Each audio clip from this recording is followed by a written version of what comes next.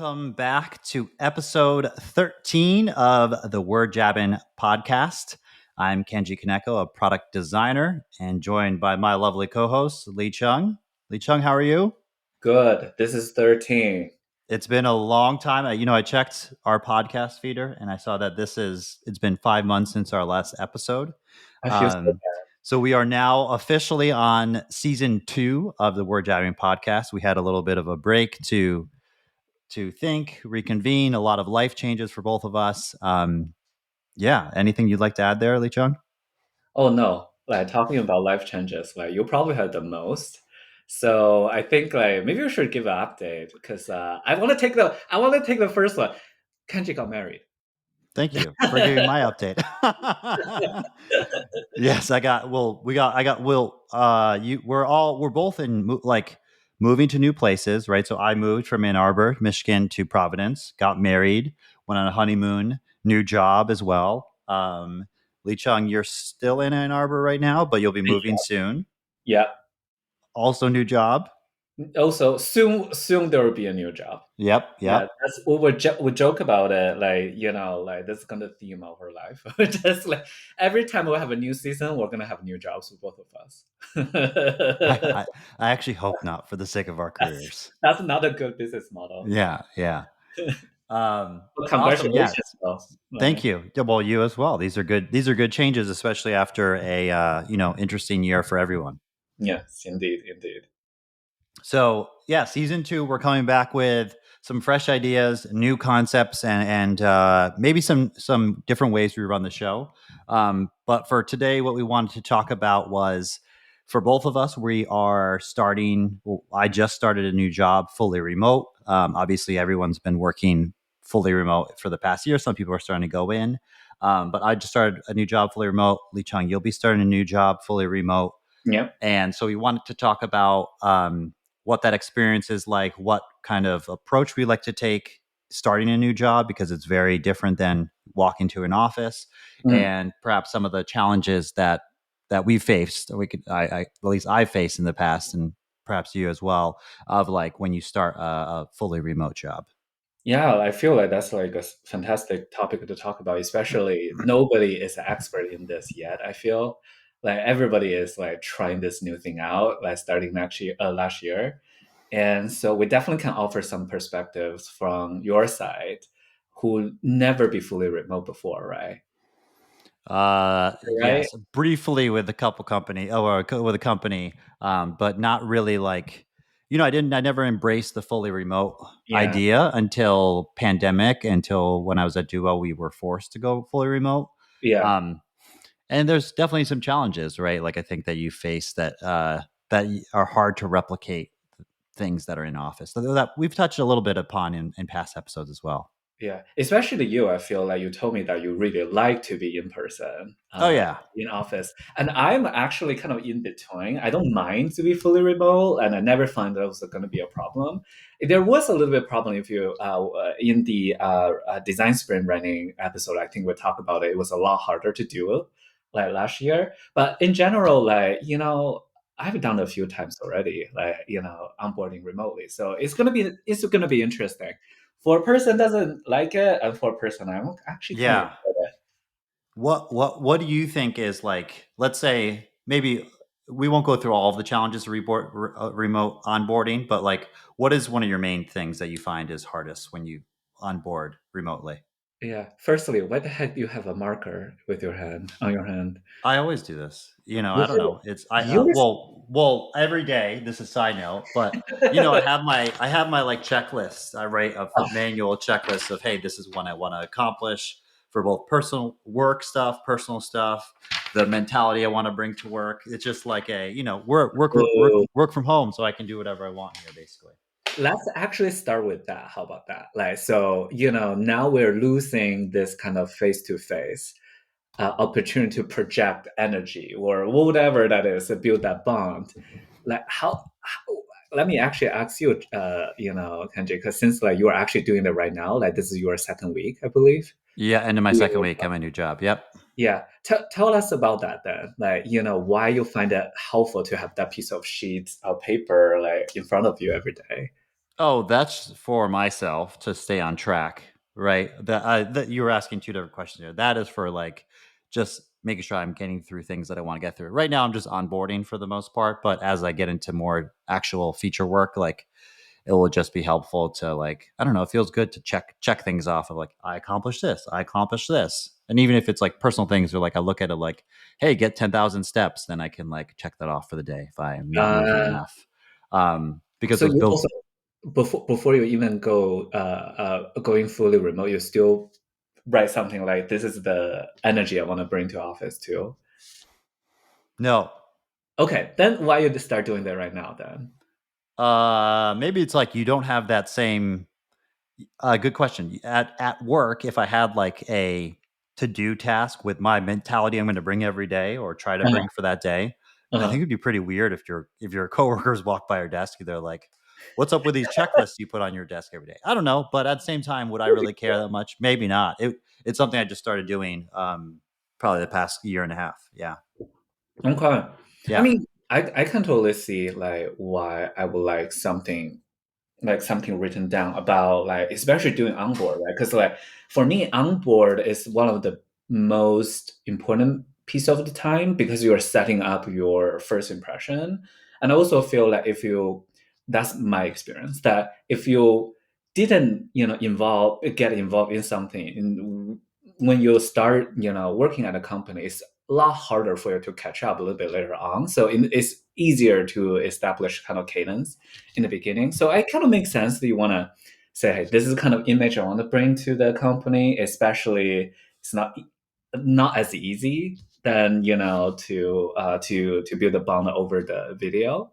And your FaceTime with people are so limited too that the only time you have is basically through the video chat or like typing. But we know that typing doesn't reflect who you are. It's a lot harder to give a lot of the cues of there. course, So yeah. it kind of makes sense. I'm gonna steal that because I'm probably gonna start onboarding next month too. So I'm gonna steal that. Probably the first few weeks I'll be first week I want to bring this I'm hunger for everything, attitude to it. And second week, I want to bring this kind of philosopher that, oh, this is what I learned, and then we're gonna Interesting. start sharing. I don't know, like I just feel like that sounds like a good idea. It's a lot You could harder. try it. I don't know. This I don't use for connection to other folks. More so, it's just for my personal accountability once I'm working, like doing actual work.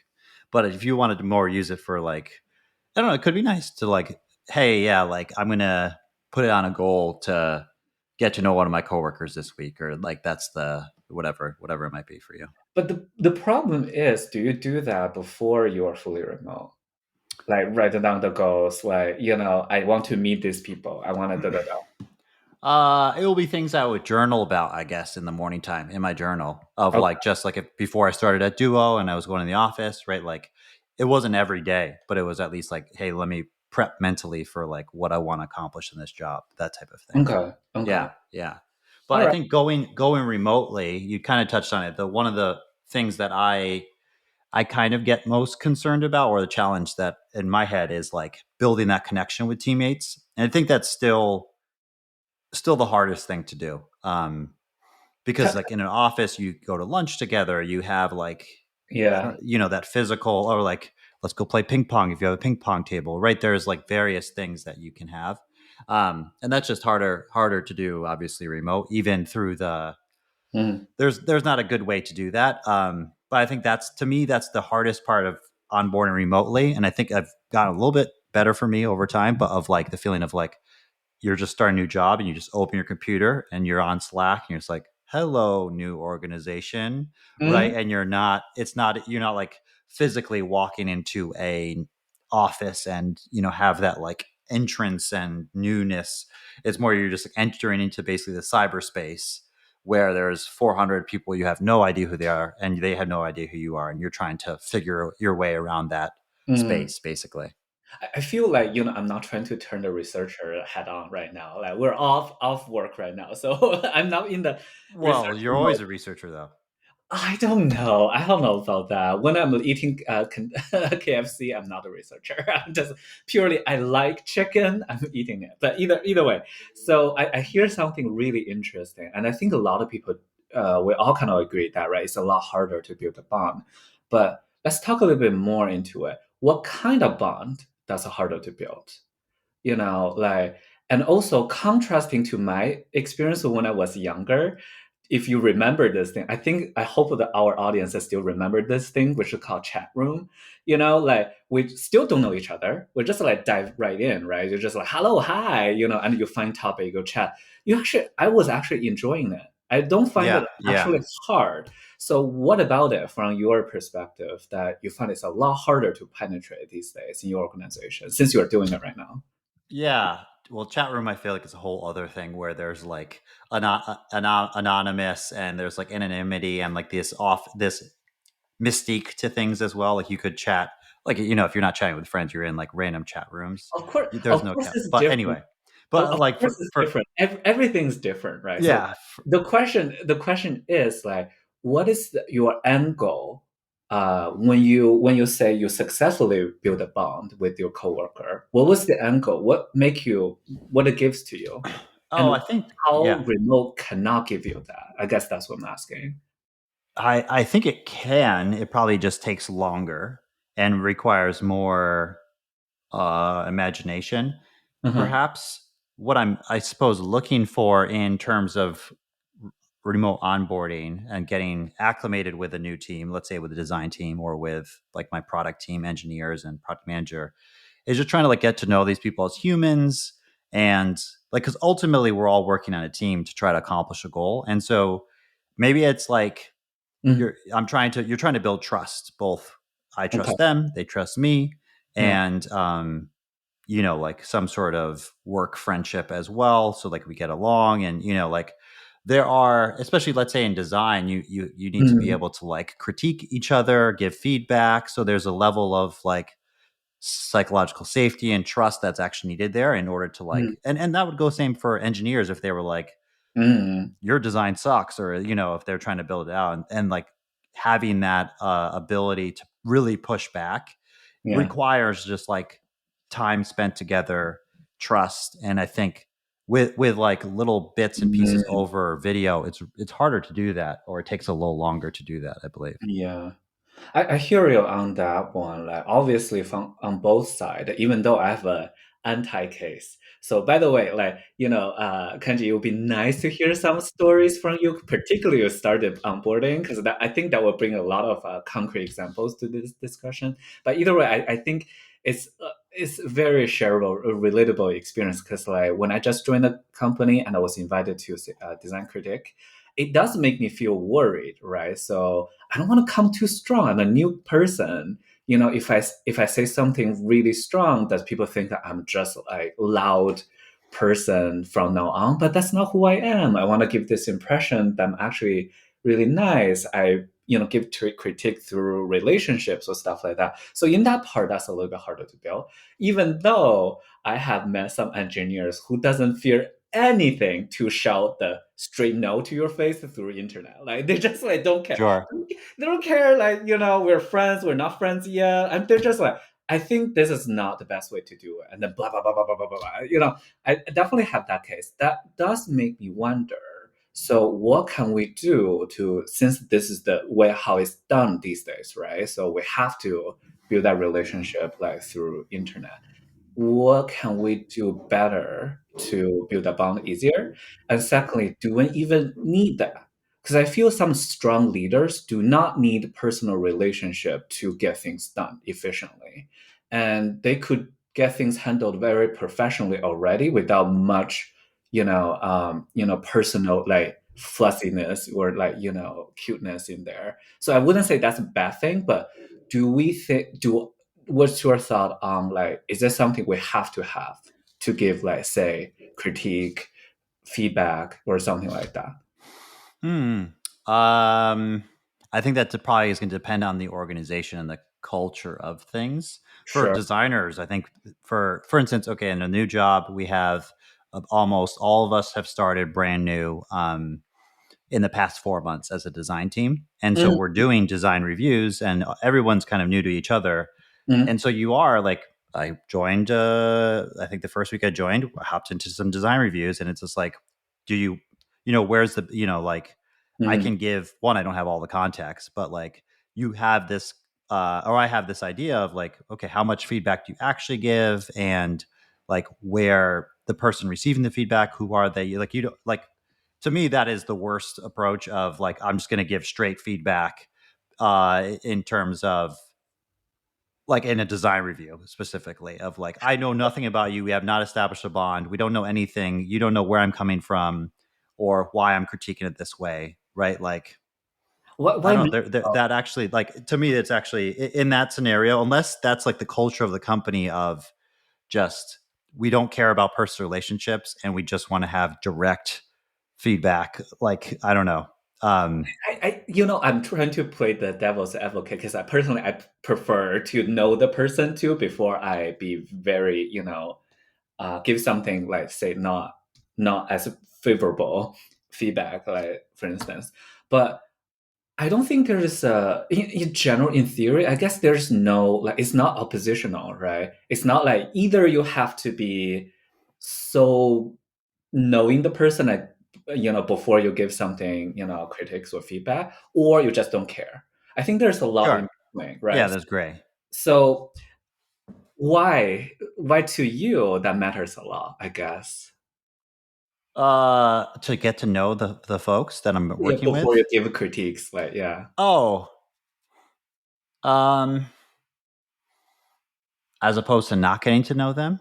Yeah, I sort of Oh, feel I like, think like I have concerns about how they might receive the feedback, right? Like, okay, or okay, and also I just have little context about a lot of things, and okay. but yeah, you're like, you want to, for me, I should say, for me, I want to establish good relationships with my fellow Mm, designers to then make sure that like the goal in my head is from a work perspective.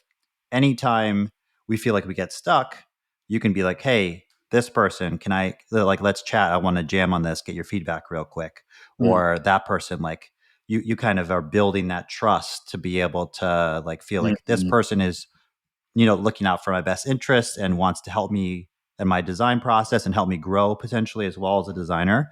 And so, like, you don't know how people might take, or you might take feedback, because oftentimes, well, one, depends how you deliver it, but also two, like, that might not be embedded in the culture of the team, of like the feedback is about just the product, like, the design. People are naturally attached to things they've built and designed and worked on for however mm, many hours, right? So it could yeah. be feel like a personal thing. So Kanji is a people person. I love it. Is that why you never give me, like, some straight feedback? By the I way, mean, if you ask for feedback, I would gladly give you feedback. No, but I you don't never think. did that. Like, so I need it. I need your feedback. Well, give me something to give feedback on. Yeah, if you have some designs to give you reviews on, or if whatever it might be. Yeah. Um, My thought on that is that, um, I basically my mind is detached from how I actually do it. So in my mind, I actually feel when you have a point, your points have value, so you should say it no matter what. And a good team should give the safety for you to say anything you want. Obviously, you don't want to hurt people, right? So you don't say something hurtful. But yeah. if that's just a pure feedback on your product, it shouldn't be taken personally either way. So I think a good team should accommodate both people who like to be a little bit cushioned and the people who like to be straight, like straightforward. I think that's a good team culture. So not like everybody has to be in certain way. So in my mind, and also when I was in Microsoft, like the whatever the skip manager, like told me once that, hey Li Cheng, he gave me a feedback. He said, hey Li Cheng, you want everybody to like you in work. I can see that, which is good. Hmm. But as a leader, you don't need everyone to like you. And as a matter of fact, I wish not everyone like you as a leader. So I have this thought like, oh, maybe I don't need everybody like me before I say something I think has a value in it. So that's why I asked the question, right? So do we even need this? Yeah. Or like, or is there any other way before we have to be buddy buddies, like to give some feedback, particularly in a critique session, Sure. which everyone's supposed to give like, feedback about the product, right? But I get it, like, there's always ways we prefer. And so that's why I say that my mind and my body kind of separates these days. My mind is like, you know what? I have points. And to say no is a good thing, or to say, to offer opinion is a good thing. And my opinions have values, so I should say it. But in the reality, I'm always like, I will wait for a little bit, before I get to know the person. I'm not going to say it. But I keep wondering that, to advance as a designer and, whoever in this career, do we need to be, you know, always like, oh, have to be buddy buddies with people before we give them feedback or anything. But either way, Yeah. the onboarding part, I I can totally see that. It's Yeah, yeah. I think like it's almost two different things. Like there should be a level of conflict potentially from or like disagreement.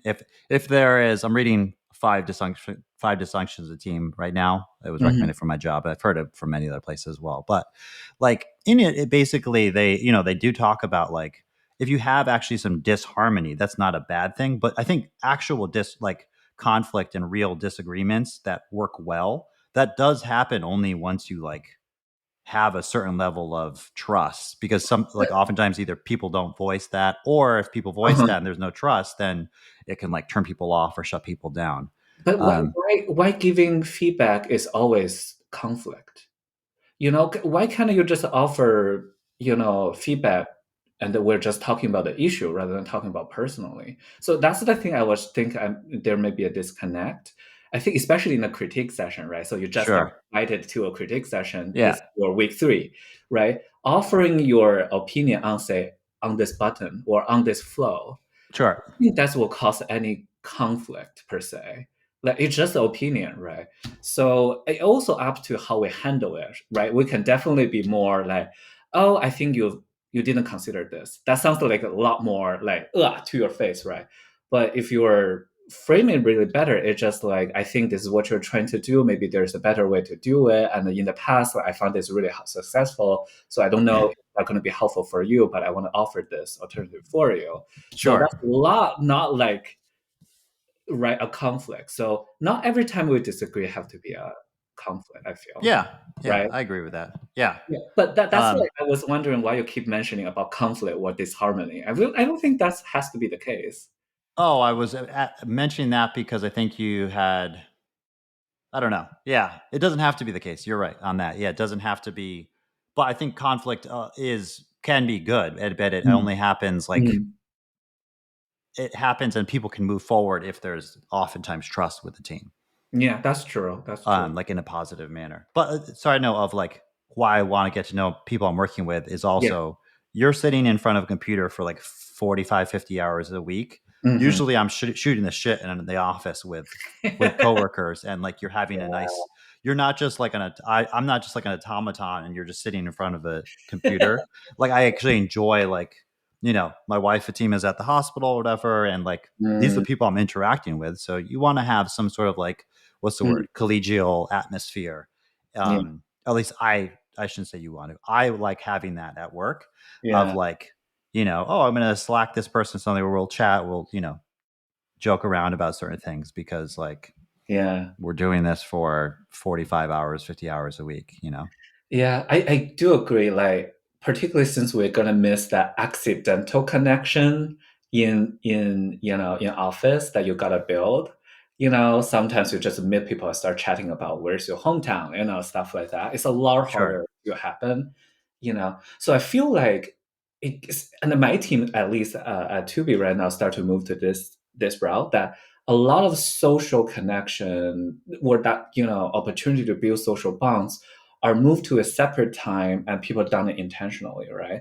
So since we cannot build that accidentally in phase, so in the first week, there are usually more social events set up, like for people to join.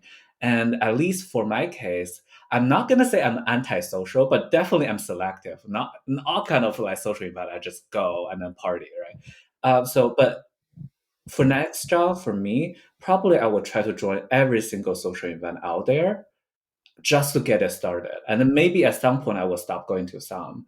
But in the beginning, going to social event, how to compensate for the things you just said, right? Yeah. Other than, whenever you engage with people these days remotely, it tend to be around a project, an issue. Like it's always work related. It's really hard to build that person to person relationship. So maybe intentionally going to a social event. If there's no, then you set up one.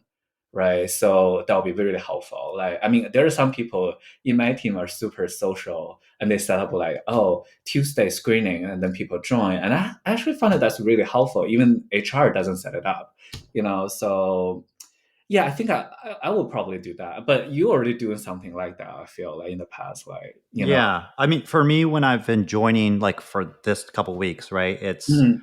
I should say, I absolutely hate Zoom happy hours are the worst in my opinion, but that's another conversation. Why What I not? do like doing though is like, or I don't love doing it, but I like doing it as a proxy for real life things, is like setting up one-on-one time just Mhm. to chat with the designer, the researcher, my product people, my engineer folks I'm going to work with.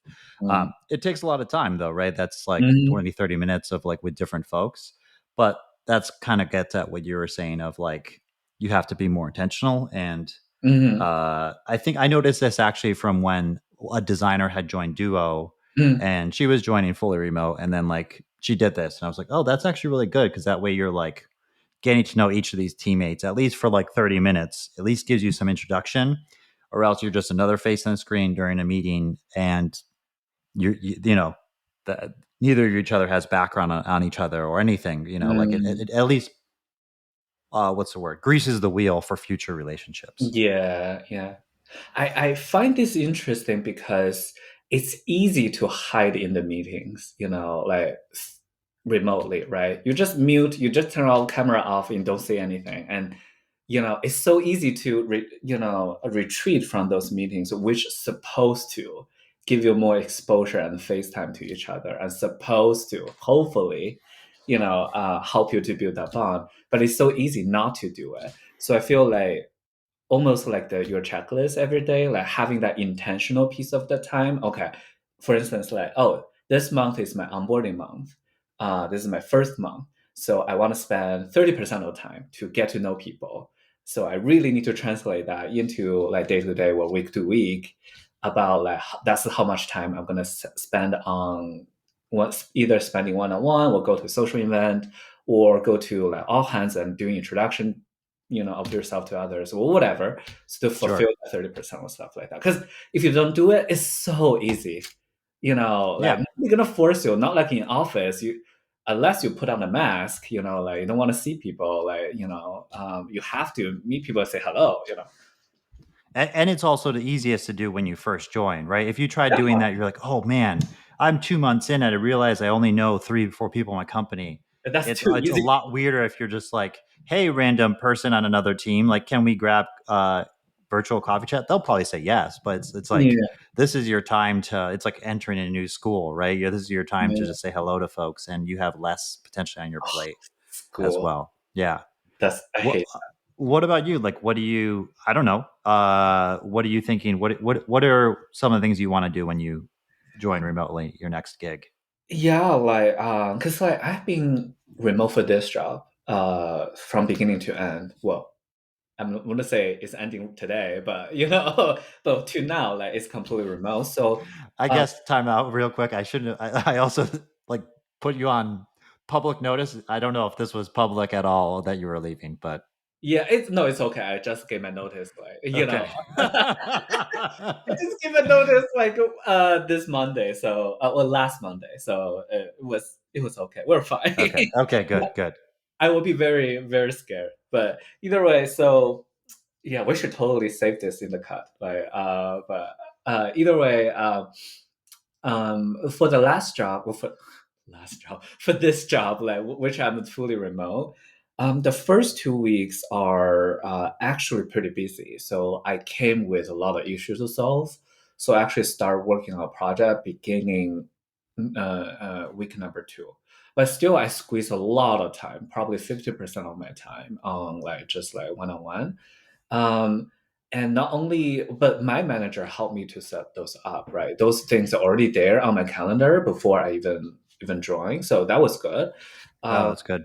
yeah, like, so yeah, if you have a good manager and they have a good onboarding plan for you, that would be great too. But if they don't, then you have to set it up yourself. But you still have to find them, right? So who should I speak versus others? Like, so you only have limited time, and there's so many people out there. You can do it, and you couldn't afford to just like drag a random person to talk about it. So I did talk to my manager and the manager's manager, figure out a list.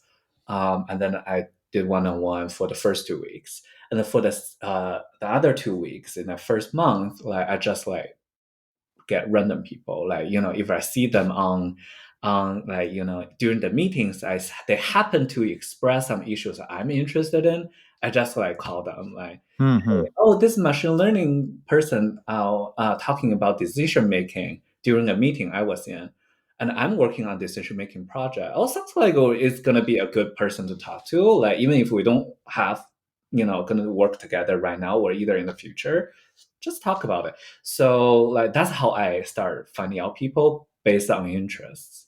That's So I mean, I is there a hand clap emoji in this thing or something? I feel like we need that.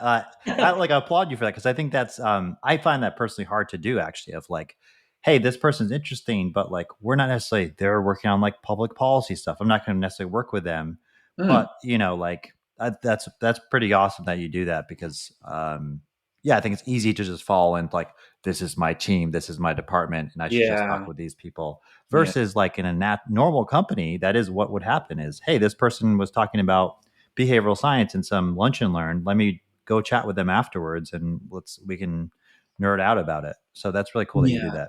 that. Yeah, things got more intentional. You gotta do it very intentionally if we want to maintain the same level of random connection you build. Like, Mm-hmm, mm-hmm. way more intentional. So that's one way. Another is like, in the beginning, you need to expose yourself more. So I introduce myself like, We're talking about legally expose yourself, you're not talking about other things. Kenji, you are married. Like, I don't know what People run into problems with Zoom things all the time, you know.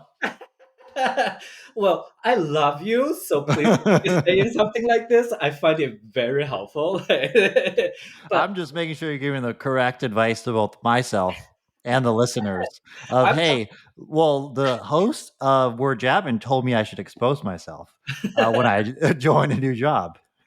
Licheng said I should flash everyone at Yeah, work. yeah. He So said, always leave the camera on.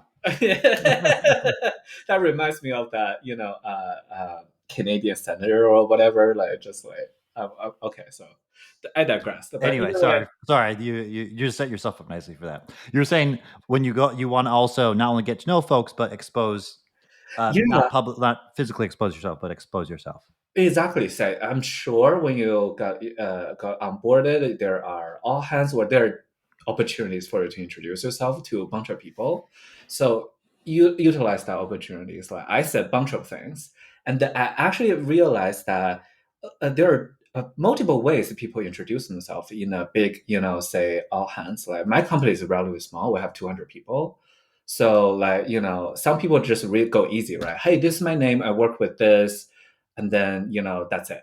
you know and I went a different route. I was like, hey, my favorite thing is watching HGTV, because of this. The more you talk about yourself, you becomes more this relatable person rather than a job title in people's eye, and it's a lot easier for people to relate to you. So as I speak, say HGTV and blah blah blah blah, in the chat section, right, on Zoom or whatever, using Team, like, people start saying, yes, I like that too.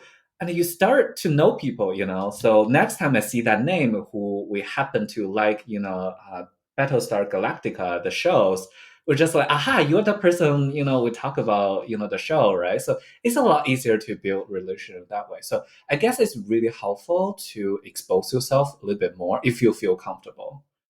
Yeah. I see you smile, like, so God, you said expose again. exposing So I'm like a child, exposing like your I'm like a teenager right now. You're expose, oh, expose, you know? exposing your personality, like, Yes, yes. yeah. But Yeah, go yeah, ahead. like, I know that it takes a lot of type A personality to do it. Like, a lot of people do feel nervous, like, saying who you are. I don't know if that's type A. I think that just takes some courage there, basically, right? Of just Mm, like showing up being like, hey, this is who I am. I'm a weirdo who likes to, whatever, watch crocheting stuff on the History Channel or the history of crochet or something like that, right? Like versus something that's more innocuous, but a lot more boring of an introduction. yeah, Unless you like know you're going into a company that is like super quirky and weird, yeah, maybe then you're like, yeah, okay, I would be like, but I think, yeah, I really like that idea as well. yeah, yeah. But how did you do it though? Like, since We you didn't do, yeah, this week it was more just like we didn't have like an all hands. My company's about 450, so we didn't have like, hey, introduce yourself in front of the company type of all hands okay. thing. Um, we did do what like on onboarding boot camp with your fellow boot campers, like people who are Ah, also onboarding, and so that one, yeah, like that's a small group and stuff.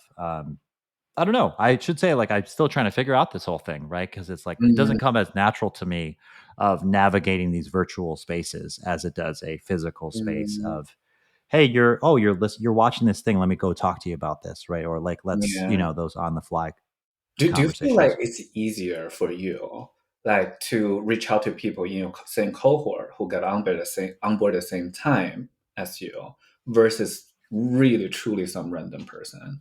Oh, yeah, for sure. I think I've been lucky in some ways in terms of when I onboarded in Duo, I Mhm. had another designer who was onboarding at the same time. When I'm onboarding now, I have another designer who's onboarding at the same time that's going to be on the same product side of me. So it's like, Mm. to me, that's like, I don't know, it's quite nice because then you're like, you already naturally have like this buddy that is like, hey, let's bounce ideas. Oh, I found this. I'm going to send this to you. You found that. Oh, send this to me or whatever. Right. Like, I don't Mm. know. The hardest thing about me for onboarding remotely, I think, to be perfectly transparent, is like just coming in there and being like, where am I? No one knows who the hell I am. I'm Mhm. totally lost. I'm alone. Like what's going on, right? Like so it's nice to have that in my head, that onboarding buddy, as absurd as that sounds. Yeah. Because yeah, I think the hardest part for me like onboarding too is when you're talking to folks, it's Mm. harder for me to like read what's going on in somebody's It's brain or their mind, if especially if you have no camera on, or but even if you have a camera on, it's like these points of, if we're having a one-on-one conversation, even kicking it off of like, yeah. what are those almost like the, what's the word, boundaries, right? Like, I Mm. mean, in work in an office, you're going to have boundaries as well. But like, I feel like it's easier to Yeah. read body More language and stuff personal. in person. Yeah. And so even when you are setting up these one-on-one chats, it's like, I don't know, some people might not be like, want to talk about what goes on outside of their personal life. Maybe, I don't know. I could talk about what's going on outside of my personal life, but Yeah. like trying to like understand those boundaries, because it's hard to know. Like some people you had mentioned earlier in the call was like, is this important? And I think for some folks, it's like, I don't really need to get to know my virtual teammates, actually. Maybe Yeah. like I don't feel comfortable. I don't, that's not part of my working thing. I just come in here, I clock my 8 hours in, and I clock out, whatever. Right. Yeah. Like I, that I could mean, be. I mean, we definitely sorry for cutting you off. Like, No, no, good. before I forget, like, Raise your hand. oh, I know.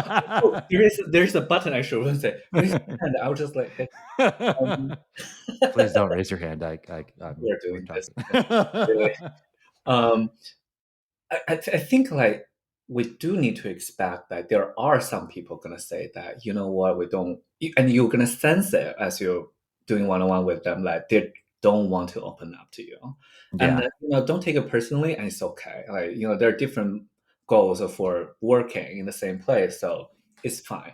But I can share a little bit secret talking about the boundary. Like, I have personally experienced that. So here I'm gonna expose why I'm keeping using this word, Kenji.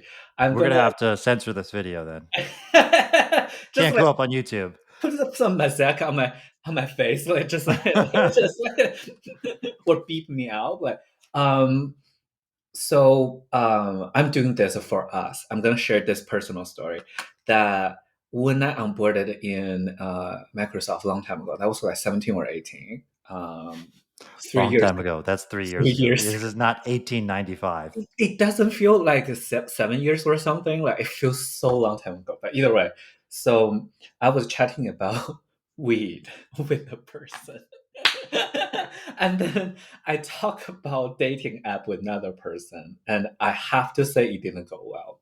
Both of them talked to my manager that that sounds a little bit personal, and then my manager did, drag me to the office with her. Back in the time, it was still in office, and saying that, oh, so I got some feedback, certain people not feeling comfortable, certain things you said. I was just like, oh my God, I didn't demean anybody.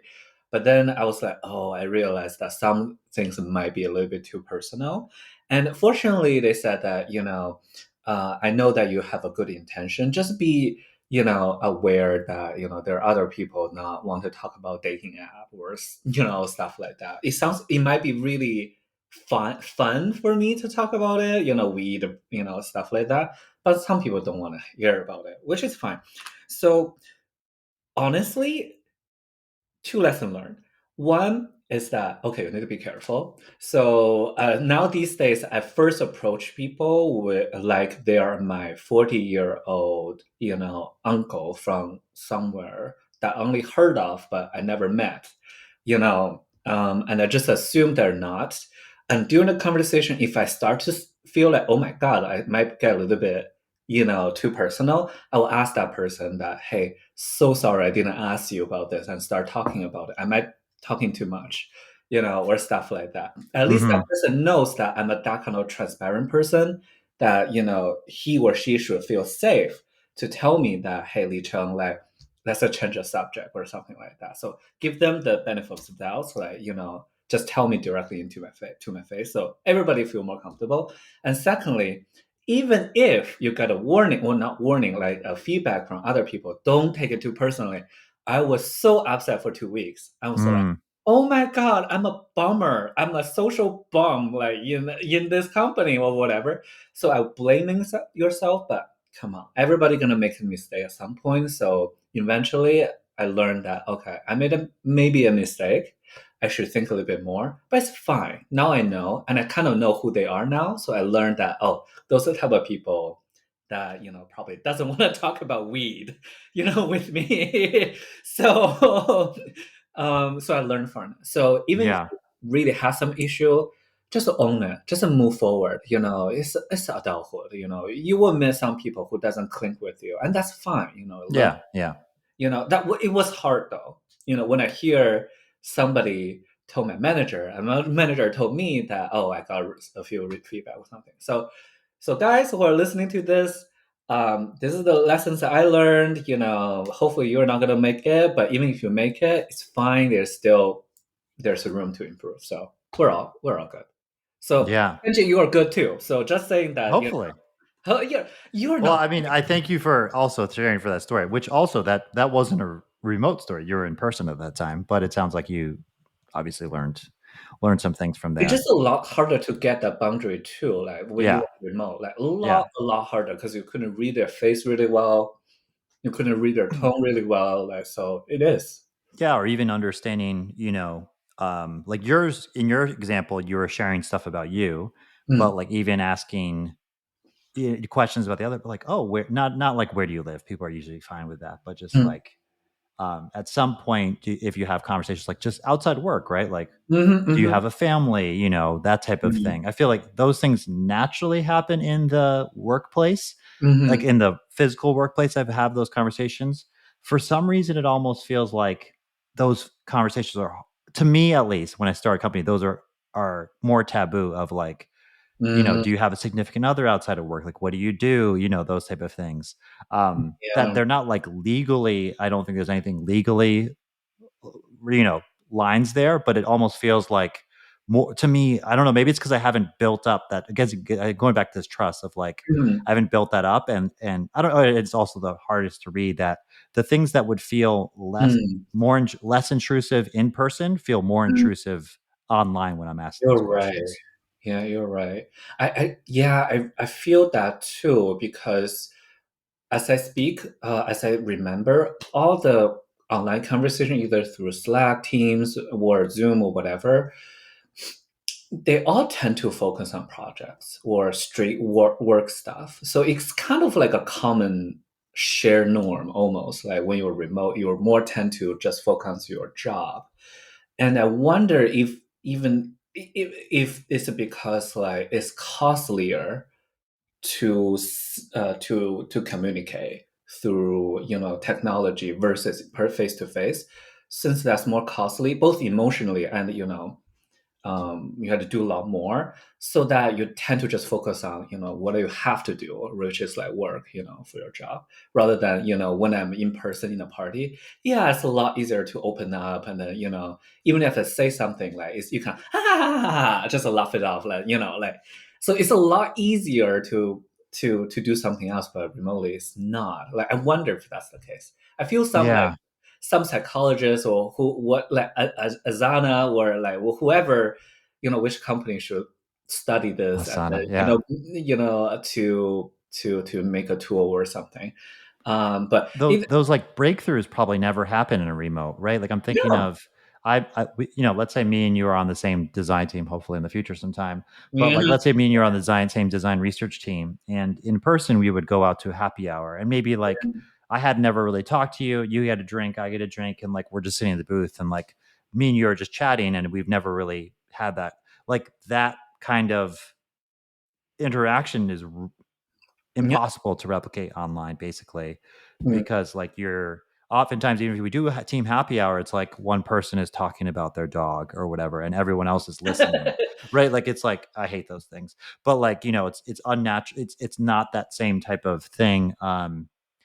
I don't know. So that's very hard to Mhm. replicate. Like that's that part. And then, but that interaction, if it happened between us, that would help to form bonds going forward, right? Yeah. Like to in work bonds, basically within the office kind Mm. of context things. In that spirit, so does it mean, what do you think, that does it mean that we need to learn to adapt to an environment that where chit-chatting is a lot, smaller in scope, and also like conversation more tend to focus on job or whatever, and we need to adapt to build a bond through that kind of way, since this is a good way almost like for us to move forward, so we have to learn um, Yeah. from this. And both of us are probably a little bit new to this. I mean, I'm new to Yeah. it. Some, like, I'm um, super new to this. I think there's people who've worked like remotely for like 10 years and they're probably like these idiots, they're doing this totally wrong, like what they want to become friendly with their coworkers or, or whatever it might be. Oh, like or whatever it might be. yeah. Um yeah, there's probably just so many different approaches to this that we'll figure out along the way Mm, of I essentially like either one trying to create relationships with coworkers or realizing at some point maybe it's hard to create relationship or you can only create a relationship with certain coworkers or yeah. maybe you just don't create really relationships with any coworkers and it's just purely work relationship.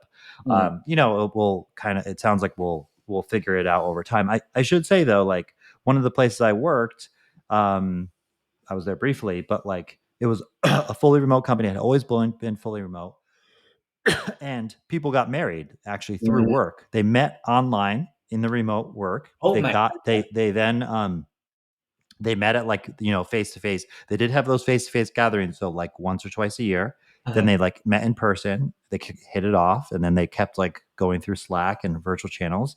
And then they got married, and then they lived together. They were both working remotely for the same company, but now they were married, and so they like met online. So like it is possible to, not saying I want to get start a work affair with I'm married, right? So, but like building those relationships is possible. I It's think possible. yeah, it is possible for sure. One of the things. Oh, Yeah. go ahead.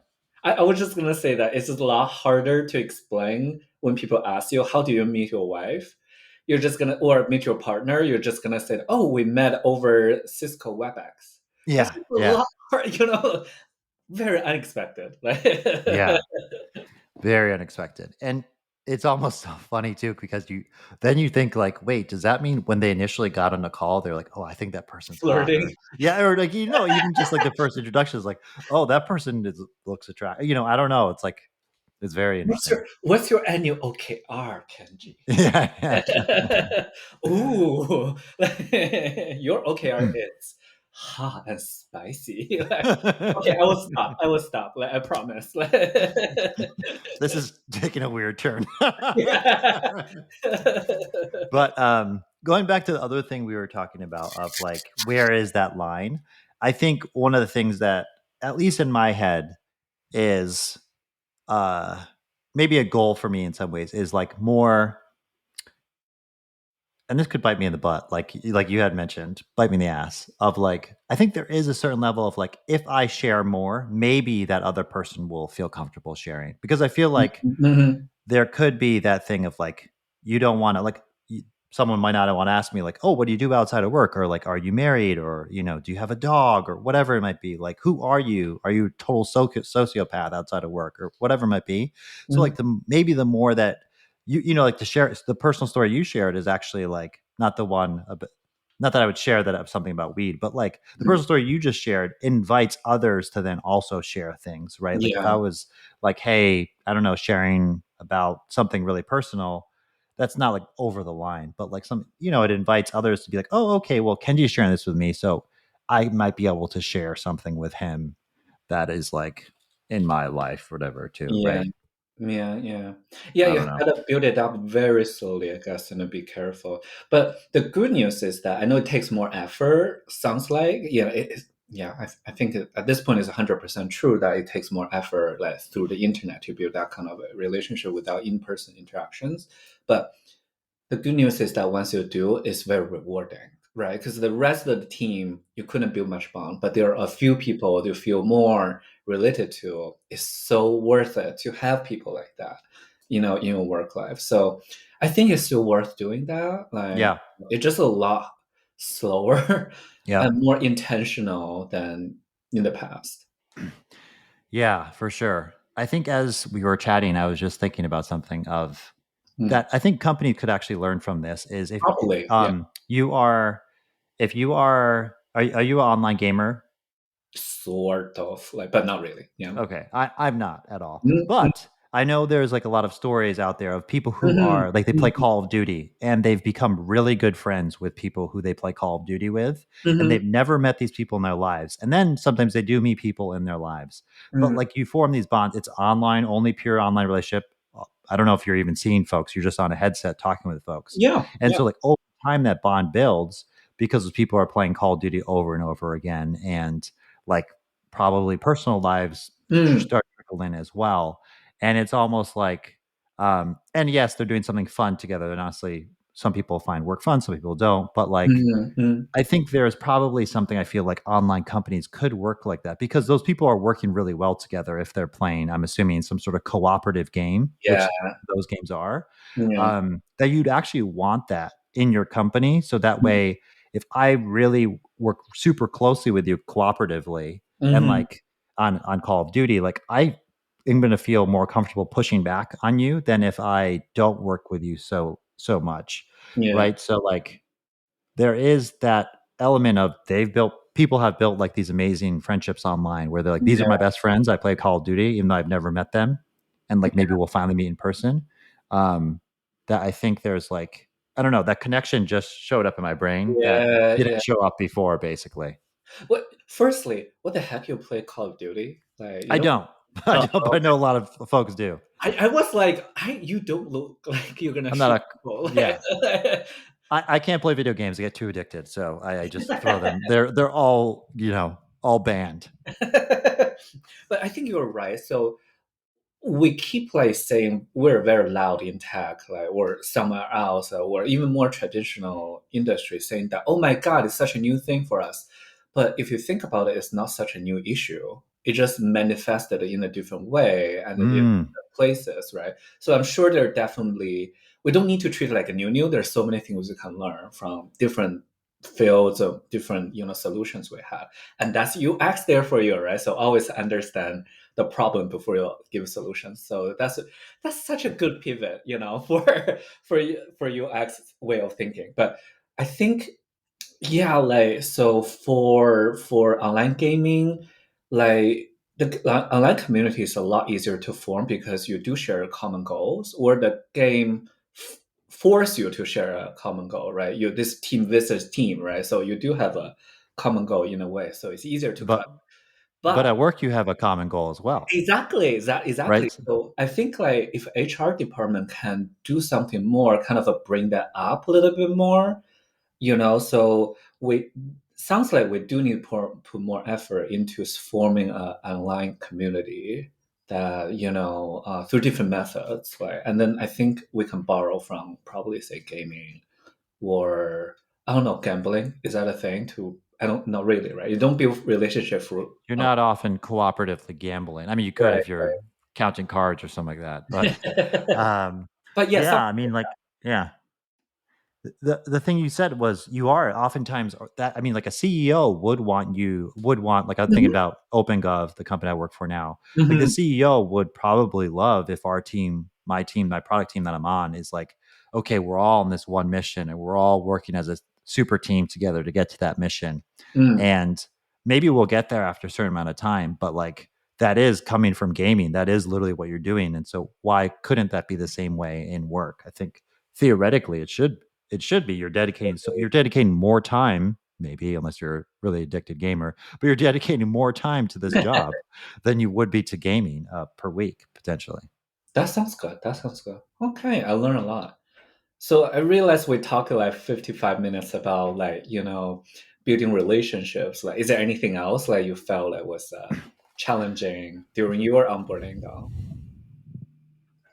No, I no, I mean, Good. probably yes, but to me, like building work, and Mhm. maybe it's because I've always played sports, but like Mm, a building work, or like in creating product is a team sport in my brain, right? mm, You have all these pieces that need to work together, and so the maybe it's my impatience at wanting to build trust and relationships with like all the people I'm going to interact with, basically, and have them like potentially like me, or me like them, or just at least like enjoy working with them on this mhm, goal to create great product. mhm, That is like that. I don't know. To me, that's like always top of brain and there's probably a block in my brain that says like mhm, remote, you can't do this, or it's harder to mhm. do this. That's where I need to, I think, work on, of like, you can do this remote. It's just a different atmosphere, different sphere you're working under, and maybe there are things from the online gaming community that we can pipe in, or other places where people have built community online to go after a common goal. Yeah. Yeah. How about you? Yeah, that's so true. Because, like, as you speak, I realize I keep mentioning HR department, because, like, eventually it's everybody's opportunity to build a really welcoming, open, and an easy to collaborate kind of a remote setting for everyone. And I know everybody's new to this, so we're struggling together to get there. But I think, I don't want you to blame yourself too much, Kanji. Like, I don't think that's like your own issue. I think all of us have shared that, and also it's such a great point, because I don't know about you, but across so many teams I work for, and when users see a product is failing, they always say that, hey, the people make decisions failed, right? So it was the product manager failed, or it's the designer failed, who are, if they actually understand tech, they might say researcher failed or engineer failed.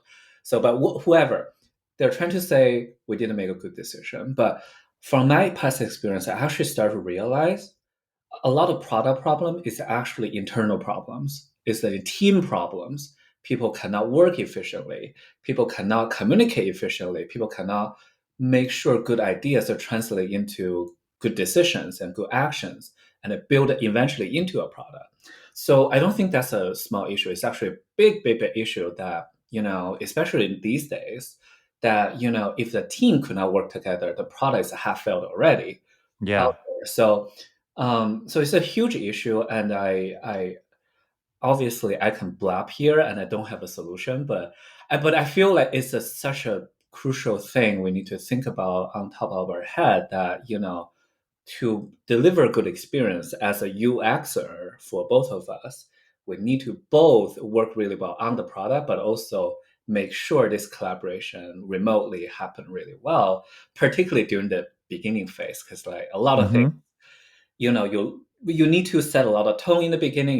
You need to quickly learn about your product, your company. You have a lot of things to do like in the first week, so it's a lot harder. So I think we deserve a little bit credit on our side that yeah, it's hard and it's not just applied to us, right? So to all the roles, it just like for UXers, we work with people so much. We cannot be an engineer. Some engineer also very collaborative, but some engineers really prefer just like, oh, this week, this sprint, I need to deliver this. I just off you go. I don't talk to anyone. I just like blah blah blah blah blah. So we don't have the luxury to do that. We have to collaborate so much across the board, across functionally. So Yep. it's such a big issue for us. So I guess what I'm trying to say is that give us our own a lot of credit. It's tough, everybody's new, and we got this. Just gotta take it slow. um, you know, and if I wonder if as a UXer, if we can put our UX hat on our own team, maybe that will help us to, you know, be more efficient and easier to onboard with people, right? So do a little bit of research on our people, empathize more with them, like don't blame the people, try to figure out the process where it's wrong, or try not to say that, hey, this person hates me or this person hates talking about things over the internet, over Slack. Maybe it's not him, maybe it's about the context is not giving him the right opportunity to open up or share enough things so we can improve that, right? So I think there's a lot of things we can do, but it's hard. Like it's so hard. I honestly do not looking forward to do this all over again. It is kind of a messy, like for my Well, yeah, I mean, you're going to be onboarding in a little in bit, a, right? in A a couple month. weeks, So a month. Yep. yeah. So these are all things that I don't know. Yeah, you'll have to, I guess deal with, or not deal with, but it's an opportunity, right? Mm. Every I told this to my wife. She started her new her medical. I like how I'm putting her on blast on our UX podcast, but like No, she right. started her new her medical fellowship here in Rhode Mm-hmm. Island, right? And it's like I said, hey, this is a fresh start, right? Like, what do you want to continue from the time you had at University of Michigan? What do you want to change? Like, what from your personally, like, what do you actually want to bring in? So these are fresh, it's like a fresh start effect. Katie Milkman, look it up, listeners, whatever. But like, there's a lot of research on like the benefits of a fresh start, whether that be a Monday, a new job. That's the Mm-hmm. reason why we have New Year's resolutions. So like, it is both an exciting time, but also like a challenging time. But it gives people the ability to reinvent themselves potentially as well. Like when you go to college for the first time. Yeah, yeah. Yeah, I like that we're trying to be adult about this. But either way, if I start crying in 1 month or in some episodes, like that might be why. Just like either I didn't onboard it well, or I'm just like, oh my god, there are too many things happening all at once. I remember a lot of company when I started working, I was still setting up my 401k and I already worked Mm-hmm. on a project, and I'm just like, I cannot solve an issue when I have no idea what the heck I'm doing, and Yeah. especially remotely. So I'm just like, I don't even know where to find a document, how do I even like, what the heck? Yeah. But that's the time, I guess, you can pull a little bit your newbie card, like, so Oh that's, yeah. Use your newbie card for months. Yeah. I'm gonna yeah, use it for months. I mean, nobody can I already blame ask a lot you. of questions as it is anyway. Yeah. Yeah, exactly. Nobody can Um, blame you saying that, oh, why you don't know this already, right? So, yeah, I'm a newbie. Now, if you're trying to use that 2 years in, then a little bit of a problem.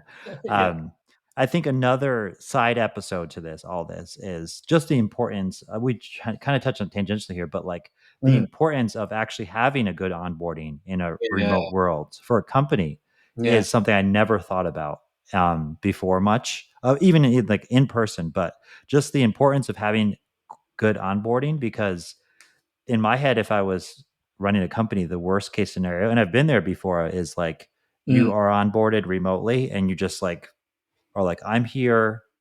what do I do? Where do I, not even where do I go? Cause I'm just in my house. Right. So like, that's something I think that it's almost like there might even Mhm. be like a business opportunity there of like, hey, Oh, we'll be your onboarding consultants, or like we provide some sort of like, mm, I don't know that, because the way you start a job, I think especially remotely has a big, can have a huge effect on the employee's like success, period, long term and short term. that's a great point because like I don't think a lot of people, especially a younger company, have a lot of formal trainings on how to onboard people. It's usually just like done whatever, whatever the hiring manager thinks needs to be done, will be. But now talking about it, I think every person has a different response to remote uh, onboarding. So some of us, we want more personal relationship being built. Some people might want to read more documents. Some people want to establish domain knowledge more to feel safe and then start Mm-hmm. working. So we have different needs. But in the past, onboarding almost always like a checklist. That is such a one solution solve every issue out there. Is such a r- bad solution almost in a way. So I almost Oh wish yeah. that your manager can reach out to you before you get onboarded, saying that, hey, what can I do to make you feel easier to onboard, and then craft a plan to Mm. you know for you, and it's easier. And you need to do that for on the individual basis because like I think everybody have a different focus and different reaction to this since it's new. So Yeah. it sounds like you're right. There's a lot of opportunities out there. That's an amazing point that I actually didn't think about until as you were saying that, it's like, that's a very astute, it's very UXy of you, right? But Yeah. it's very true, right? Because like, you do have the same boilerplate onboarding that goes out to often everyone.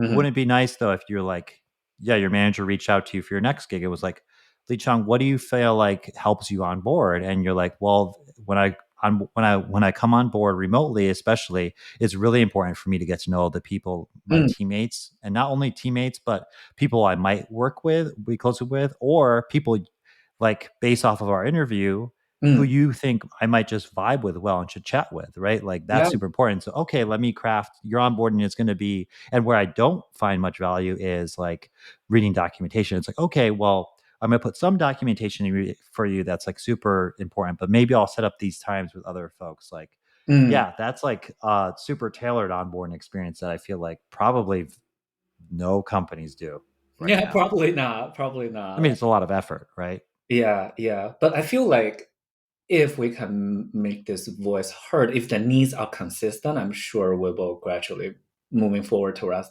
that direction.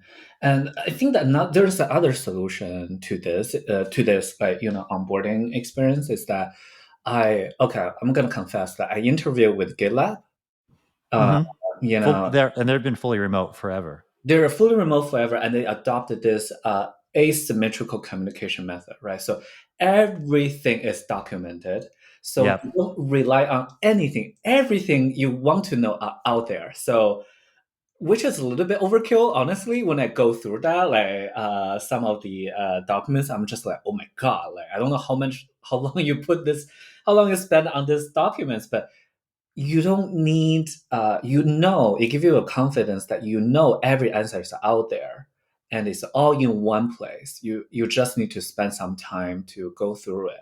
So their model was that you don't need to ask anyone. If you need to set up a lot of meetings to get something done, that means that it's not efficient. It failed. Yeah. So I think a lot of their documentation are actually public, so anyone, even not their employees, can get access to them. So yeah, that's another way we can probably do it. So if there's a good repository of knowledge out there that hosts every single question you might ever have, that might be a way to do it. But at least that is an option to do it. So, Yeah. but either What way, what what were your thoughts on there though? Like when so they're like very much an asynchronous company. I don't know. What were your thoughts on? I mean, obviously GitLab is well known as like, I think, a pretty good company. But mm, what did you like that approach to work there, or what were your, was that something that attracted you? Didn't attract you? What were your thoughts? I was scared, honestly. I was really scared. So I love reading it, and I find so helpful when I need something. I just search, and then it pops up. Like that's great.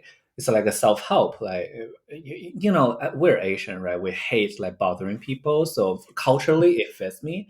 But what I don't like is that it means that I need to write a lot of documentation too for other people, and I just prefer to share knowledge through face to face, like that kind of person to person communication, not through like writing a document. I had my fair share of writing essays at grad school, so I'm done with Mm-hmm. it. I write too much, I read too much, I'm done with it. I think I suffer enough. So I'm like, I don't want that. So for me, they didn't work as well. But I totally see some people work really well, particularly for a symmetrical kind of way of communicating. That is almost Yeah. you have to do that. Um, I mean, if someday I will become a PM, I love start documenting everything. Probably I will start doing that. But right now, these days, I'm not really. I mean, I think it's really good practice though, right? Of Yeah, just like yeah. even as we for I'm coming into a new company, right? Like as if you could have everything that was ever documented from a design decision standpoint, research, Mhm. like that is super helpful because now we have all the team left, right? So you don't have that historical continuity or if someone got hit by a bus. And so I also interviewed with a company like that, Reforge, that was Mhm. very documentation heavy. It was like because it was also asymmetrical, and so Mhm. it was we'll send you like even before we have a no I think there was also like an Amazon like no slides type of thing, like we're Mm, gonna everyone read through this thing mm. beforehand. And so it takes more effort, but it also gets like nothing gets lost if this person Yeah, gets hit by or less things get lost if this person gets hit by a bus. yeah. But my which I think is great for productivity wise, it could be, or for certain types of people. The thing I think I worried if I that company was amazing by the way, but I think the thing if I worried about joining a place like that is like if it's super asynchronous, are we like I'm only doing work just to do work, which I guess is the point of work, but I also like making those relationships which we've talked about here. So it's just like I don't know. There might be a missing component there for me, and maybe that's me looking at work as something that it's not supposed to be. Who knows? You know, like I don't think I think that's a really fair share of people really do enjoy that. It's a bonding opportunity, and we're adult. You stop making friends through random places, right? Work becomes a major social hub for you. So I think it's really fair. And also I feel it's just going to be very alone for me, like if it's symmetrical, like, especially if everyone say I'm remote in Michigan and everybody else, mostly my team is in California. So it just really feels alone, like you know that nobody's in your time zone, like particularly if everybody's across the globe, like it's almost impossible yeah, to do anything. I hate that, to feel alone, you feel like you're on your own, like or stuff like that. So yeah, it doesn't work out for me for now. So maybe when yeah. I'm older, when I'm a 55, I hate everything. I just want to fish and then feed my dog like every day. So maybe that will become amazing. I Not was gonna yet. say these all could change over time, right? Like if Yeah. you have your own life, you have your own family or whatever it might be, and you're like, Mm. work is just work, and then but I have like my core folks outside of work as well. Um, it will be interesting. It will be interesting. Yeah. If that's the case, I think I remember when I was at Slack, it was a topic we're discussing that, work is very social, how to bring social element into work. And that's, I think, why Slack was I successful. hope you talked about that at Slack. That'd be weird. Yeah, like, yeah, Yeah, that's why it was very successful. But now it's to the next level, right? So especially if your team is very distributed, so there needs even more like thoughts and brainstorming needs to put into it. So I hope that Slack will keep evolving along that route, since now they have their SAP sugar daddy. Is it SAP or Salesforce? Salesforce. Salesforce Yeah, is their, Benioff. No, I think Benioff. Yeah, sugar daddy. Yeah, they have a lot of resources, so they should be able to do that. But either way, so I know we're talking a lot about it, but we mostly focus on communication, sharing knowledge, learning about things, and then building Mm, bond yeah. about Relationship building. Yep. Yeah. on I would say probably one of the big goals at this company is going to be Mm. that of like our team's so new, and so like what Mm. is our design culture going to be like? How can Oh, that's we hard. Yeah. like, I think building like that kind of like cohesive, I don't know, for me it's always just like, I like this sports analogy of like, I have my team members and we're going to kill Mhm. somebody else, whatever, Cool, right? cool. Like, Yeah. so that's going to kind of be my goal, I think, of like getting to know both my design team and also my product team to make it really feel like we're Call of Duty. We're trying to, we're trying to Yeah. do some things, and we have that trust to be able to give real, sincere feedback to each other, and not just to focus on making like the best product possible, and also get to know each other as humans. So You know what? I'm gonna send you a little bit article and a deck that about vision workshop. So a lot of team does that, especially that's a new team, like your team, like everybody yeah, kind of like 5 months in, or or sure. something like. So the first thing probably they need to do is to figure out identity in the organization. Like you have a bunch of people now, what you're here for, right? You know, We're yeah, so like having doing a vision workshop help to align that. Sometimes it may or may not lead to a aligned vision for the team, but at least it helps. So some exercise like that might be helpful. So you can suggest that to your team or to your manager, and then or you just yeah, one yourself. You know. yeah. I think it will. Please send it along for sure, because I think any it's like any new place, it's just right now it might be a collection of individuals, and you want to get to a actual team, right? Yeah. um or to be successful, that's the goal, at least. Yeah. Yeah. Yeah. Alrighty, shall we wrap up for the week? For All sure. right, so this was the comeback episode Woohoo! number 13, where we discussed everything about onboarding into a new company, especially from a remote perspective. We thank all you guys for coming back to listen to us after our 5-month hiatus, and Superman. Licheng and I will be back in 2 weeks, right, Licheng? two Yes. weeks 2 weeks. All righty. Woohoo!